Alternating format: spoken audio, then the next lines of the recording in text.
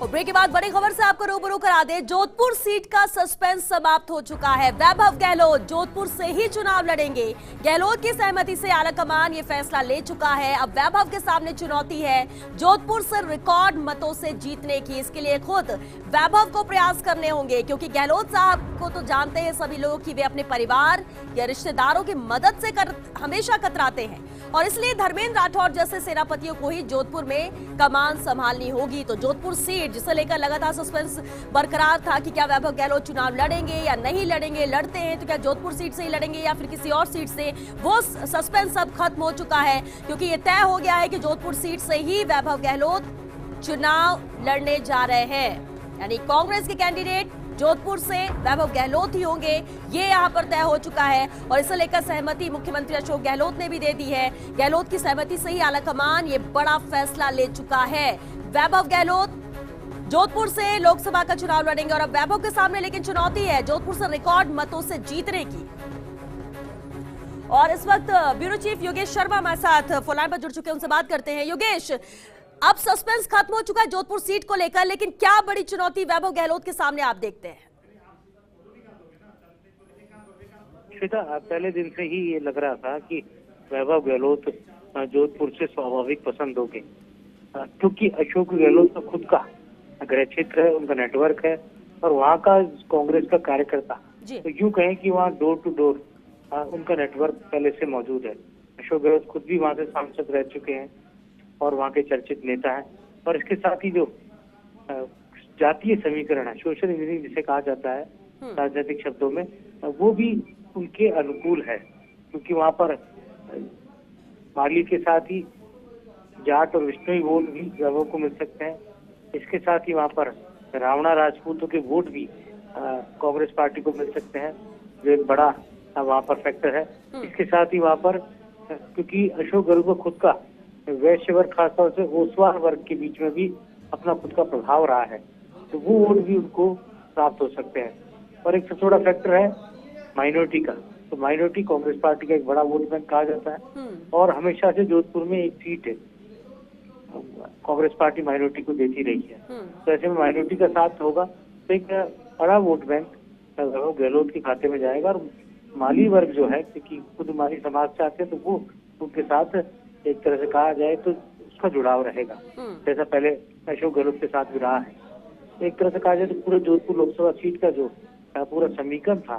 दूसरा, गजेंद्र सिंह शेखावत को लेकर वहाँ पर भारतीय जनता पार्टी में भी कुछ अंतरकल है, जिसका लाभ जसवंत सिंह बिश्नोई जैसे बड़े नेता है तो वो खिलाफ है। तो कई ऐसे समीकरण है जो बीजेपी के लिए अनुकूल नहीं है, लेकिन वो कांग्रेस पार्टी को फायदा दे सकते हैं। चर्चा वैभव गहलोत की जालोर सिरोही से भी थी, चर्चा में झुंझुनू का, टॉप सामादपुर का नाम भी आया था, लेकिन अंतिम तौर पर 2 सीटों पर ही गहलोत परिवार फोकस कर रहा था, जिसमें जोधपुर की सीट रही और दूसरी जालोर और सिरोही। जालोर सिरोही के नेताओं ने भी डिमांड की थी, कांग्रेस पार्टी के नेताओं ने, कि हमारे यहाँ से वैभव गहलोत को लड़ाया जाए। और वहीं पर जोधपुर के भी कांग्रेस की ब्लॉक कांग्रेस कमेटी, जिला कांग्रेस कमेटियों ने भी यही डिमांड रखी थी कि वैभव गहलोत को हमारे यहाँ से उम्मीदवार बनाया जाए।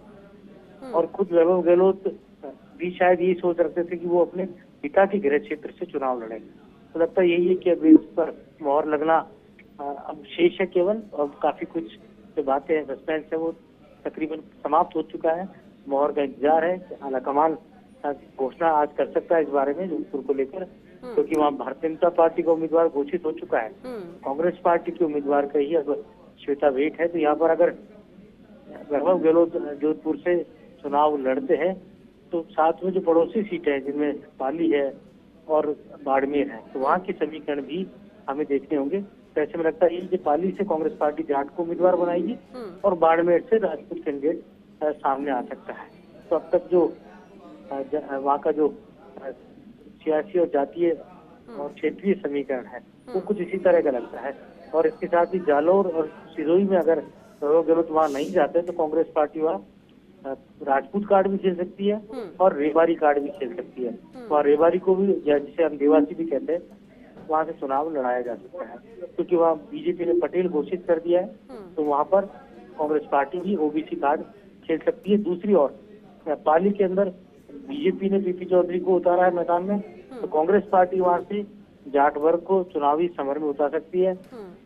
हालांकि ओसवाल जैन भी कांग्रेस पार्टी से पाली में चुनाव लड़ना चाह रहे हैं, वो भी टिकट मांग रहे हैं। तो अभी देखना होगा किस तरह से भी समिति में मतदान, क्योंकि जोधपुर सीट को क्या कुछ अनुकूल रहेंगी चीजें, वो आसपास की सीटों के उम्मीदवारों से हमें अंदाजा लगेगा। तो यहाँ कहा जा सकता है कि वैभव गहलोत की जो राह है वो किस तरह से मार्ग प्रशस्त उनका रहे और चुनाव वो जीते। पहला उनका चुनाव होगा और लंबे समय से कांग्रेस पार्टी के अंदर भी, परिवार के अंदर भी ये बात उठती रही है कि सक्रिय तौर पर मुख्य धारा की राजनीति में वो आए, चुनावी राजनीति में आए। संगठन की राजनीति वो बरसों से कर रहे हैं। प्रदेश कांग्रेस कमेटी के सदस्य के नाते अब पीसीसी के वो महासचिव भी हैं, प्रभारी भी रहे हैं, कई चुनाव में उन्होंने काम भी किया है। उप चुनाव के अंदर भी उन्होंने वहां पर जाकर मोर्चा संभाला है और एक सरल, सौम्य और सहज छवि के वैभव गहलोत माने जाते हैं। और कोशिश उनकी ये रहती है कि वो उसके दम पर अपनी सियासत करे।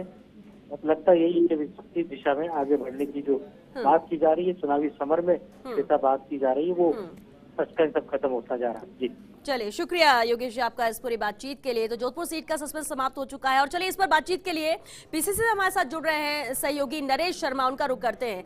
नरेश, अब जबकि सस्पेंस खत्म हो चुका है, जोधपुर से ही वैभव गहलोत चुनाव लड़ने जा रहे हैं, बीजेपी ने अपने पत्ते पहले ही खोल दिए हैं, ऐसे में कितनी बड़ी चुनौती यहाँ पर वैभव गहलोत के लिए रहेगी इस जीत के लिए और साथ ही बड़े मार्जिन से जीतने के लिए?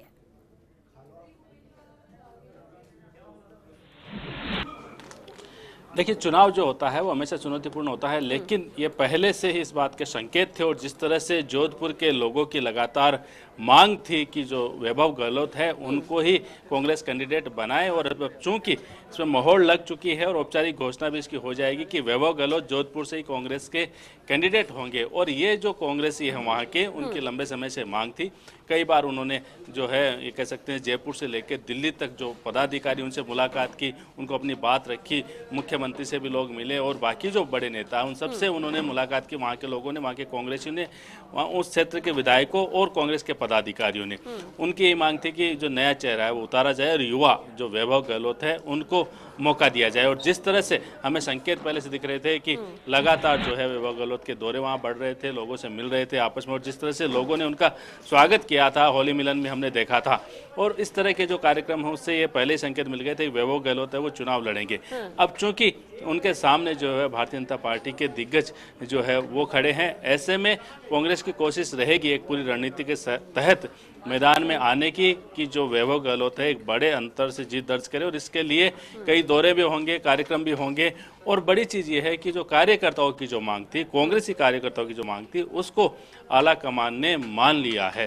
तो ये एक कह सकते हैं कि बड़ी खबर है खुद जोधपुर के कांग्रेसियों के लिए कि अब जो उन्होंने जो कैंडिडेट मांगा था वही कैंडिडेट उनको मिल रहा है। ऐसे में उनकी जिम्मेदारी बन जाती है कि वो इस चुनाव में और उनको जिताने के लिए पुरजोर कोशिश करे। और अब किस तरह कार्यक्रम आगे रहेंगे, क्योंकि इस बात की संभावना है कि बड़ी मीटिंग है वो भी जोधपुर संभाग में फिर से होगी। इससे पहले भी जो जोधपुर संभाग में मीटिंग हो चुकी है, मुख्यमंत्री, उप मुख्यमंत्री अविनाश पांडे सब मीटिंग कर चुके हैं।